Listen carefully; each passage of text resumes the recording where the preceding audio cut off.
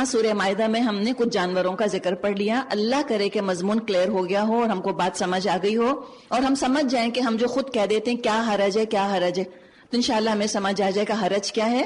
حرج یہ ہے کہ ہم نے جو کام شروع کیے ہیں اللہ رسول کی اطاعت میں نہیں بلکہ خاندان کی عظمت اور خاندان کی تعظیم اور خاندان والوں کی محبت کی وجہ سے شاید ہم نے بدعتوں کو سینے سے لگایا ہوا ہے, اور یہ کوئی نیا ایٹیٹیوڈ نہیں. فرمائے وَإِذَا قِيلَ لَهُمْ, اور جب ان سے کہا جاتا ہے, یہ وہ کون ہیں؟ مشرکین عرب, مشرکین مکہ.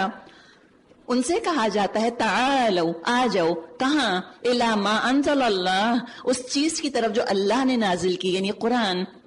وَإِلَى الرَّسُولِ, اور رسول کی طرف یعنی کہ سنت اور حدیث. قالوا, جواب دیتے ہیں, کیا کہتے ہیں؟ حسبنا ما وجدنا علیہ آباءنا, کافی ہے وہ کچھ جس پر کہ ہم نے اپنے باپ دادا کو پایا. خاندان کی محبت کہیں بت تو نہیں ہے؟ کہیں میرے اپنے خاندان میں جو شادی ہو رہی ہے یا کوئی غم ہو رہا ہے یا کوئی رسم ہو رہی ہے یا کسی پیر صاحب کی نیاز دلوائی جا رہی ہے, کوئی 11ویں کی نیاز ہو رہی ہے, کوئی کنڈے اگر ہو رہے ہیں, کہیں میں اس لیے تو نہیں کر رہی کہ میرے خاندان والے کر رہے ہیں, میری ماں کا دل ٹوٹ جائے گا, میری بہن اپسیٹ ہو جائے گی, اس کی خوشیوں میں خلل پڑ جائے گا, میں اچھی بہو نہ کہلاؤں گی, میری ساس اپسیٹ ہو جائے گی.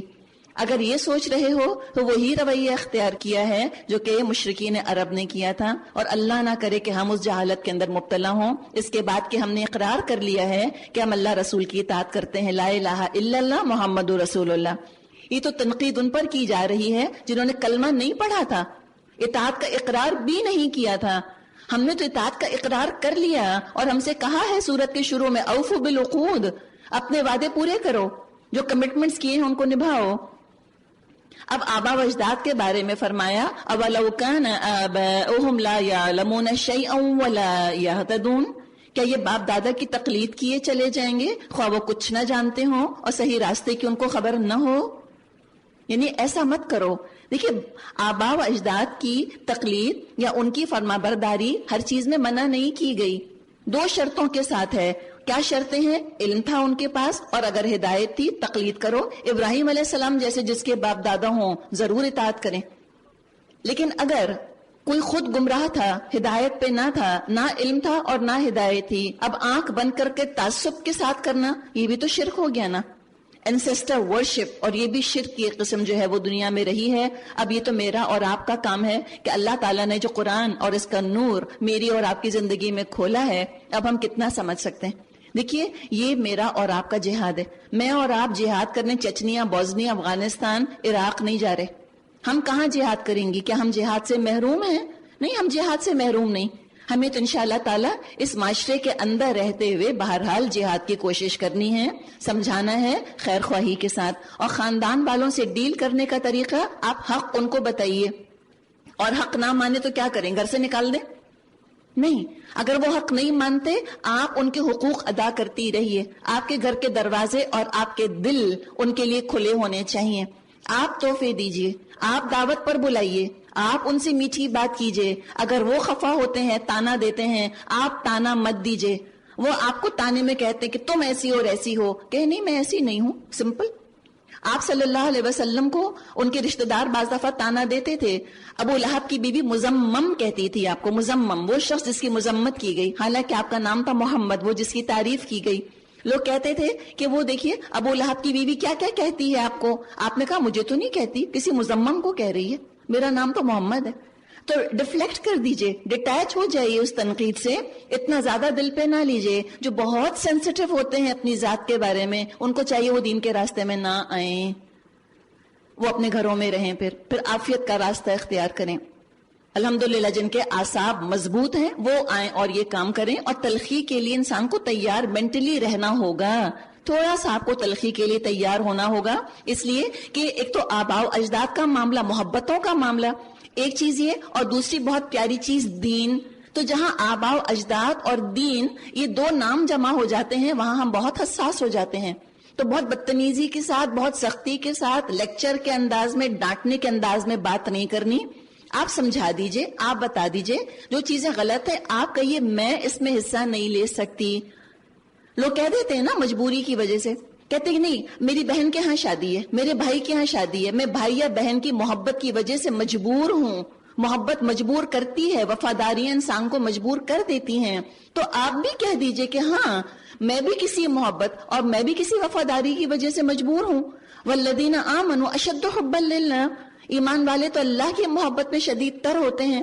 میں تو اللہ رسول کی وفاداری کی وجہ سے میں مجبور ہوں, آئی ایم سوری. تو جو غلط چیز ہے اس کو چھوڑ دیجئے, پورے خاندان کو نہیں چھوڑ دینا نعوذ باللہ کہ حقوق ہی ادا نہیں کر رہے یا بدتمیزی کر رہے ہیں. اس کی اللہ نے اجازت نہیں دی. پھر تو وہی معاملہ ہو جائے گا افتؤمنون ببعض الکتاب وتکفرون ببعض, کہ کتاب کے بعض حصے پر ایمان لاتے ہو, یعنی کہ تم کفر اور بدعات اور غیر اسلامی رسومات سے دور ہو رہے ہو, اور بعض حصوں کا کفر کر رہے ہو, یعنی اعلی اخلاق کا مظاہرہ نہیں کر رہے, قولوا للناس حسنا نہیں کر رہے, تم ذی القربا کا, رحمی رشتوں کا, الارحام کا تم حق نہیں نبھا رہے, تو تم نے تو خود کتاب کے حصے بکھرے کر لیے. تو آج جو ریئیکشن ہے وہ اس وجہ سے ہے کہ بعض دفعہ ہم دین پڑھ لیتے ہیں, سمجھ لیتے ہیں, عمل شروع کر دیتے ہیں, لیکن ہم اپنے اخلاق پر محنت نہیں کرتے. اگر ہمیں اسلام کو زندہ کرنا ہے, ہمیں سنتوں کو انشاءاللہ تعالیٰ تازہ کرنا ہے, اس کے لیے ہمیں قرآنی اخلاق چاہیے. اگر آپ صلی اللہ علیہ وسلم کے مشن میں آپ کا ہمیں ہاتھ بٹانا ہے تو انشاءاللہ تعالیٰ ہمیں آپ صلی اللہ علیہ وسلم والا اخلاق چاہیے. گالیاں سن کر دعائیں دینا اور پتھر کھا کر پھول پیش کرنا آسان نہیں ہے, لیکن اللہ کے کرنے سے ہو بھی جاتا ہے. اور اگر کوئی مانتا ہے یا نہیں مانتا, ہم سے کیا کہہ دیا گیا, یا ایھا الذین آمنو, اے لوگو جو ایمان لائے ہو, علیکم انفسکم, اپنی فکر کرو, کسی دوسرے کی گمراہی سے تمہارا کچھ نہیں بگڑتا. کب؟ اذا تدیتم, جب تم ہدایت پر ہو.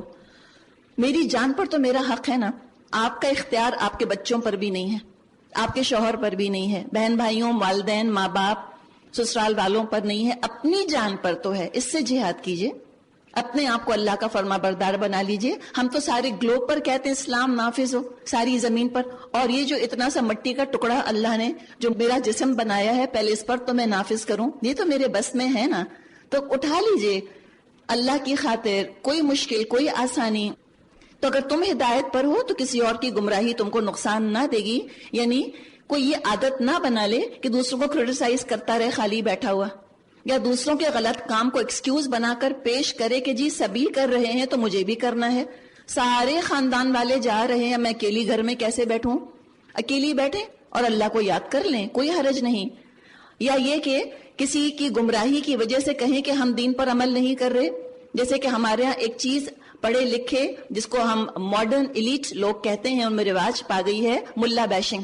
یہ ملا ایسے, دیز اگنورنٹ ملاز ایسے کہا جاتا ہے, یہ ملا یوں کرتے ہیں, یہ ایسے کرتے ہیں, ان کی حرکتیں دیکھو.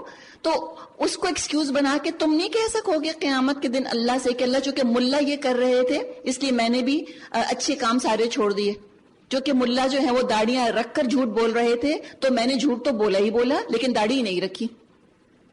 اللہ کیا یہ باتیں کام نہ دیں گی. تو تم دوسروں کو تم پنچنگ بیگ نہ بنانا, نہ تم دوسروں کو اسکیپ روٹ بنانا.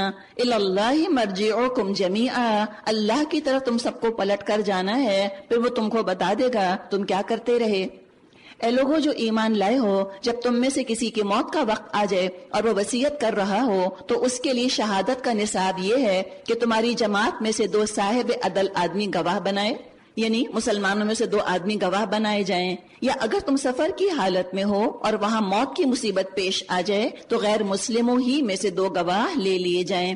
پھر اگر کوئی شک پڑ جائے تو نماز کے بعد دونوں گواہوں کو مسجد میں روک لیا جائے اور وہ اللہ کی قسم کھا کر کہیں کہ ہم کسی ذاتی فائدے کے عوض شہادت بیچنے والے نہیں ہیں, اور خواہ کوئی ہمارا رشتہ دار ہی کیوں نہ ہو, یعنی ہم اس کی رعایت نہ کریں گے اور نہ خدا واسطے کی گواہی کو ہم چھپانے والے ہیں. اگر ہم نے ایسا کیا تو گناہگاروں میں شمار ہوں گے. لیکن اگر پتہ چل جائے کہ ان دونوں نے اپنے آپ کو گناہ میں مبتلا کیا ہے تو پھر ان کی جگہ 2 اور شخص جو ان کی بنسبت شہادت دینے کے اہل تر ہوں ان لوگوں میں کھڑے ہوں جن کی حق تلفی ہوئی ہو, اور وہ خدا کی قسم کھا کر کہیں ہماری شہادت ان کی شہادت سے زیادہ برحق ہے اور ہم نے اپنی گواہی میں کوئی زیادتی نہیں کی, اور اگر ہم ایسا کریں تو ظالموں میں سے ہوں گے. اس طریقے سے زیادہ توقع کی جا سکتی ہے کہ لوگ ٹھیک ٹھیک شہادت دیں گے, یا کم از کم اس بات ہی کا خوف کریں گے کہ ان کی قسموں کے بعد دوسری قسموں سے کہیں ان کی تردید نہ ہو جائے. واتقوا اللہ، اور اللہ کا تقوی اختیار کرو، یعنی قانونی معاملات میں بھی تقوی کی ضرورت ہے. تقوی صرف رمضان تک یا حج تک محدود نہیں ہے، ہر معاملے میں تقوی کی ضرورت ہے. واسمعوا، اور سنو، واللہ لا یہدی القوم الفاسقین، اللہ نافرمانی کرنے والوں کو اپنی رہنمائی سے محروم کر دیتا ہے. تو ابھی ہم اپنے ارادے کر لیں کہ اللہ میرا نافرمانی کا کوئی ارادہ نہیں ہے، اللہ میں بننا چاہتی ہوں فرما بردار، اللہ تو مجھے فرما بردار بنا دے اور پورے ماحول کو میرا معاون بنا دے.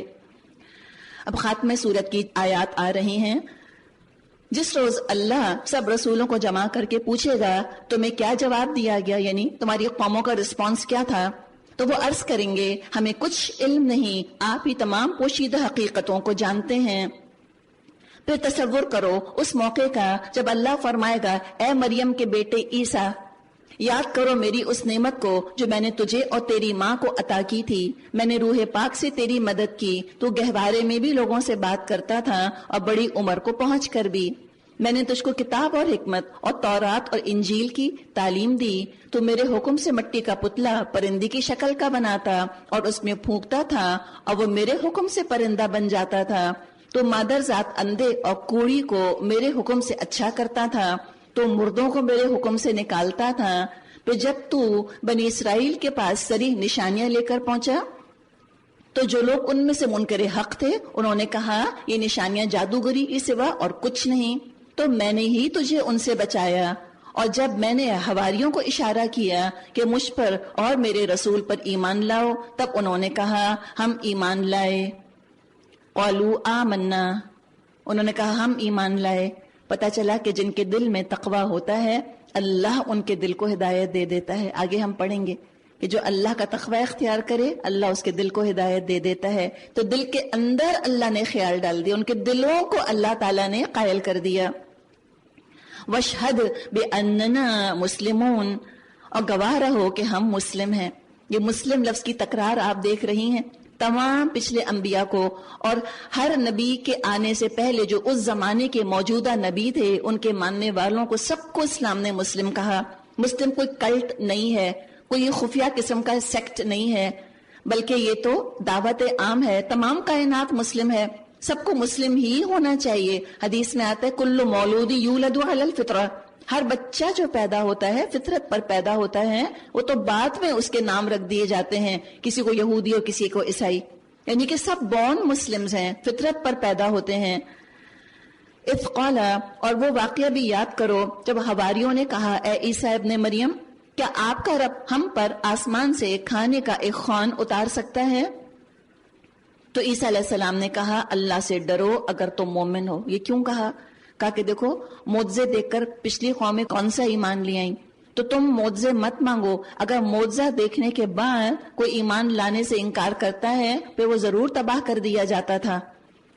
تو معجزہ نہ دکھانے ہی میں اللہ کی رحمت تھی. تو کہا کہ اتنا بڑا معجزہ مت مانگو، لیکن انہوں نے کہا قالوا نريد ان ناكل منها وتطمئن قلوبنا، انہوں نے کہا ہم بس یہ چاہتے ہیں کہ اس خوان سے کھانا کھائیں اور ہمارے دل مطمئن ہوں اور ہمیں معلوم ہو جائے کہ آپ نے جو کچھ ہم سے کہا ہے وہ سچ ہے اور ہم اس پر گواہ ہوں. اس پر عیسیٰ ابن مریم نے دعا کی خدایا ہمارے رب ہم پر آسمان سے خوان نازل کر جو ہمارے لیے اور ہمارے اگلے پچھلوں کے لیے خوشی کا موقع قرار پائے، اور تیری طرف سے ایک نشانی ہو، ہم کو رزق دے اور تو بہترین رازق ہے. اللہ نے جواب دیا میں اس کو تم پر نازل کرنے والا ہوں، لیکن اس کے بعد جو تم میں سے کفر کرے گا اسے ایسی سزا دوں گا جو دنیا میں کسی کو نہ دی ہوگی. غرض جب یہ احسانات یاد دلا کر اللہ فرمائے گا یا عیسیٰ ابن مریم، اے عیسیٰ ابن مریم، اانت قلت للناس اتخذونی و امی الہین من دون اللہ، اتنا جلال ہے کہ فرشتے کھڑے ہیں، انسان کھڑے ہیں، انبیاء ہیں، اور انبیاء سے بھی سوال جواب ہو رہا ہے، وہ بھی ایگزمپٹڈ نہیں ہیں. تو کہاں میں اور آپ کہ ہم سوچیں کہ ہم تو آرام سے اپنے بیگز ہلاتے اور ہم تو جنت میں داخل ہو جائیں گے اور اپنے اعمال نامے سے اپنے آپ کو فین کرتے گرمی سے نجات حاصل کرتے ہم وہاں چلے جائیں گے. ایسے نہیں ہوگا. اور یہ جلال اللہ کا، حالانکہ عیسیٰ علیہ السلام نے ہرگز ایسی بات نہیں کی تھی، لیکن ہے کیا معاملہ کہ جنہوں نے عیسیٰ علیہ السلام کو خدا بنانے پر اپنے نجات کا دار و مدار رکھا تھا، ان کو سنایا جا رہا ہے، ان کو بتایا جا رہا ہے.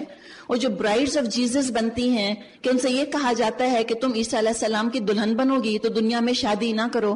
ایک تو یہ انداز بھی ہے. آپ دیکھیے ہم جب اپنے نبی کے بارے میں سوچتے ہیں تو ایک باپ کا تصور آتا ہے نا، کہ ایک شفیق باپ جیسے ہوتا ہے، کہ آج نبی اکرم صلی اللہ علیہ وسلم اگر آ جائیں تو ہم تو ایسے ان کی خدمت کرنا چاہیں جیسے کہ اچھی بیٹی اپنے باپ کی خدمت کرتی ہے. ہم تو ان کا دل خوش کرنا چاہیں، ہم تو ان کی نظروں میں اپنے لیے فخر دیکھنا چاہیں، جیسے کہ ایک باپ اپنی اچھی بیٹی کو دیکھ کر اس کی آنکھوں میں ایک فخر کا جذبہ آ جاتا ہے. ہم تو یوں چاہیں. اور آپ یہ دیکھیں کہ اپنے رسول سے یہ ایک شوہر بیوی والے تعلق کی امید پر آگے کام کرنا، انسان کی طبیعت بہرحال تھوڑی سی ہٹتی ہے اس چیز سے. تو جس وجہ سے انہوں نے دنیا کی لذتوں سے کنارہ کشی کری تو کیا ہوگا کہ نہ خدا ہی ملا نہ وصال صنم، نہ ادھر کے رہے نہ ادھر کے. جن پتوں پہ تھا تکیہ وہی پتے ہوا دینے لگے. جس عقیدے پر اپنے نجات کا انحصار رکھا تھا اس عقیدے ہی کو اللہ تعالیٰ ان کے آگے واضح کر دے گا کہ تمہارا عقیدہ کتنا غلط تھا. تو عیسائیوں کو تبلیغ کرنا کس قدر ضروری ہے، ان کو بتانا کتنا ضروری ہے کہ دیکھو تم جو سوچ رہے ہو وہ ٹھیک نہیں ہے. دو ٹوک بات بتانی ہے اور دل کا کھلنا اللہ پر چھوڑ دیں. اپنی طرف سے انسان بہترین طریقہ اختیار کر لے.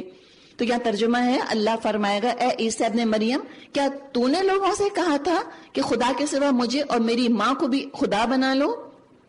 عیسیٰ علیہ السلام کی تو لگتا ہے گھگی بند گئی، خون خوش جس کو کہ ہم کہیں قالا، کہیں گے سبحانک، اللہ تو پاک ہے، میرا یہ کام نہ تھا کہ وہ بات کہتا جس کے کہنے کا مجھ کو حق نہ تھا. اگر میں نے ایسی بات کہی ہوتی تو ضرور اللہ آپ کے علم میں ہوتی. آپ جانتے ہیں جو میرے دل میں ہے اور میں نہیں جانتا جو آپ کے دل میں ہے. آپ تو ساری پوشیدہ حقیقتوں کے عالم ہیں. میں نے تو ان سے اس کے سوا کچھ نہ کہا جس کا کہ آپ نے حکم دیا تھا. کیا؟ ان اعبدوا اللہ ربی و ربکم، کہ تم عبادت کرو اللہ کی، وہ میرا بھی رب ہے اور تمہارا بھی.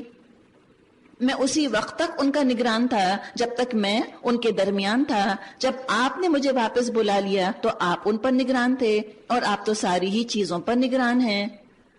ان تعذبہم فانہم عبادک، اب اگر تو ان کو سزا دے تو تیرے ہی بندے ہیں، یعنی کہ اللہ کے رحم کو اپیل کی جا رہی ہے. وَإِن تَغْفِرْ لَهُمْ فَإِنَّكَ أَنْتَ الْعَزِيزُ الْحَكِيمُ، اور اگر معاف کر دیں تو آپ غالب اور دانا ہیں.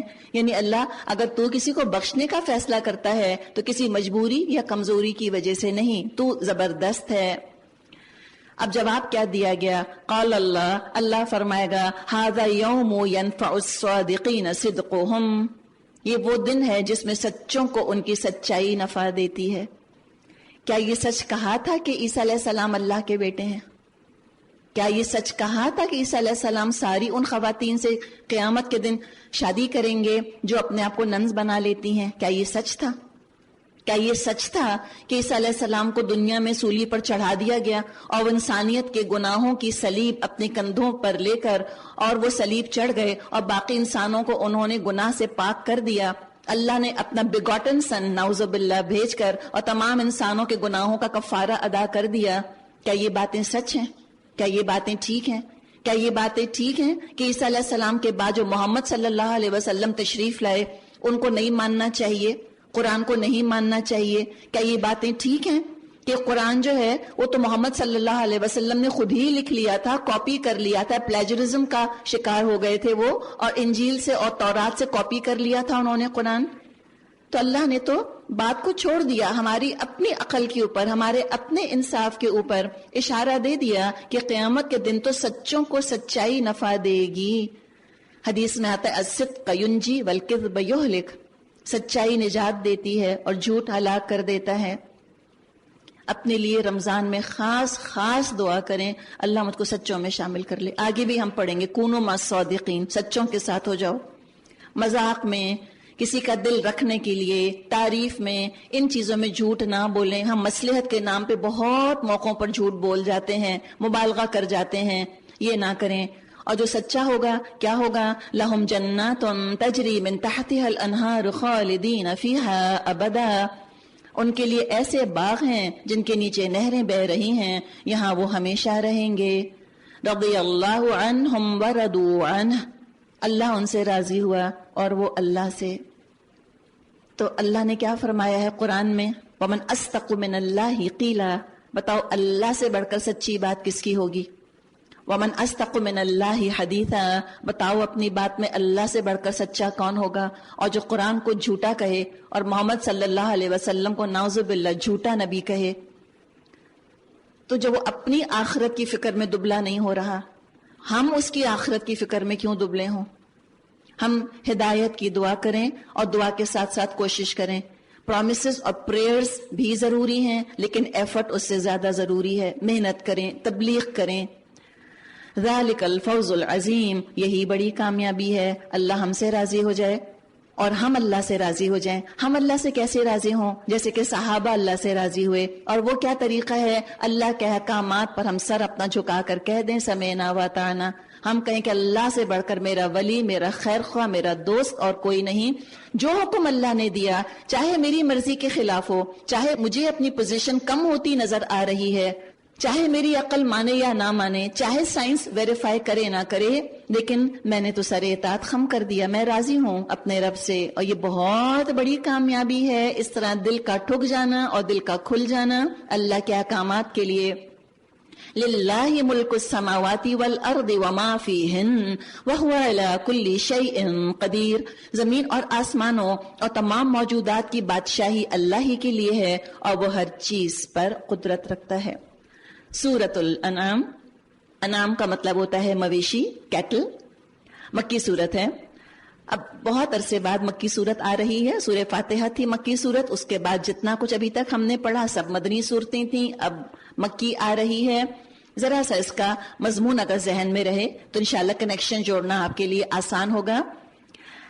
سورہ انعام میں شرک کی اقسام بیان کی گئی ہیں، کن کن چیزوں کے ساتھ شرک کیا گیا، اور توحید کے دلائل دیے گئے ہیں. بہت آسان، بڑے دل نشین، بہت خوبصورت اور پیارے انداز میں لوگوں کو توحید کی طرف لایا گیا.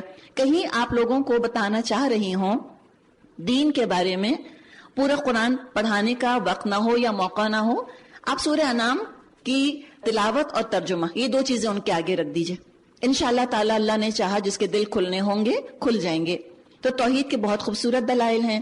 ایک اور مضمون آپ کو ملے گا. سورہ انعام کے بارے میں کہا جاتا ہے کہ تقریباً یہ آخری دور کی صورت ہے، مکے کے آخری دور کی، جبکہ کفار کی طرف سے معجزات کا مطالبہ شدت کے ساتھ اٹھا تھا. ایکیڈیمکلی، علمی اعتبار سے، عقلی اعتبار سے تو وہ چپ ہو کے رہ گئے تھے قرآن کی دلائل کے آگے. اب انہوں نے حجت بازیاں شروع کر دی تھیں کہ تم ہم کو سپر نیچرل چیزیں دکھاؤ، ما فوق الفطرت چیزیں دکھاؤ. تم اللہ کے اتنے پیارے رسول ہو، تو اگر اللہ نے موسیٰ اور عیسیٰ کو ایسے ایسے معجزات دیے تھے، تم بھی معجزہ دکھاؤ اگر تم اللہ کے اتنے پیارے رسول ہو. ان کا اصرار اور دوسری طرف اللہ کا انکار. ہم ہرگز معجزہ نہیں دکھائیں گے. ابھی ہم نے بات کی معجزہ نہ دکھانے کی دو حکمتیں. ایک تو یہ کہ معجزے دیکھ کر کس نے مانا، دوسرے یہ کہ معجزے دیکھ کر کوئی نہ مانے تو اللہ کا عذاب آ جایا کرتا تھا. تو مشرکین عرب پر اللہ کی رحمت کہ اللہ معجزہ نہیں دکھا رہا. اللہ چاہتا تھا یہ معجزات کے ذریعے نہیں بلکہ اپنی عقل کے ذریعے ہدایت پائیں اور یہ لوگوں کے لیے ہدایت کا ذریعہ بنے. یہ آپ کو مضمون ملے گا پرزور انداز میں، اور دنیا اور آخرت کا آپ کو ایک موازنہ بھی ملے گا، کمپیریزن. عرش سے فرش اور فرش سے عرش پر لے جایا جائے گا. یہ لگتا ہے کہ ایک ٹائم کیپسول میں بیٹھے ہم سفر کر رہے ہیں. فاسٹ فارورڈ ہوتے ہیں، پھر ریوائنڈ، پھر فاسٹ فارورڈ، پھر ریمائنڈ. اچھا ابھی بھی وقت ہے، ابھی بھی تم عمل کر لو. یہ طریقہ، یہ انداز انشاءاللہ تعالی نظر آئے گا. یوں آپ کو محسوس ہوگا سورہ انعام میں کہ اللہ تعالیٰ نے ماضی، حال، مستقبل کی چادر سمیٹ کے ہمارے آگے رکھ دی ہے. سارا وقت اللہ اکٹھا ہمارے سامنے لے آیا ہے کہ ماضی سے سبق لو، مستقبل کی فکر کرو، اور تمہارا جو حال ہے، یور ٹوڈے، یہ تمہارا انویسٹمنٹ ہے. جو ہمارا ٹوڈے ہے، آج، یہ گزرے ہوئے کل کا مستقبل ہے اور آنے والے کل کا ماضی. جس نے اپنا آج سنوار لیا اس نے اپنا ماضی مستقبل دونوں سنوار لیا. تو ڈیلے نہیں کرو، ڈیلی ڈیلی مت کرو، پوسٹ پون مت کرو چیزوں کو. یہ بھی انشاءاللہ مضمون ہمیں تھوڑا سا محسوس ہوگا. انداز بڑا خوبصورت ہے. شروع ہوتی ہے بسم اللہ الرحمن الرحیم.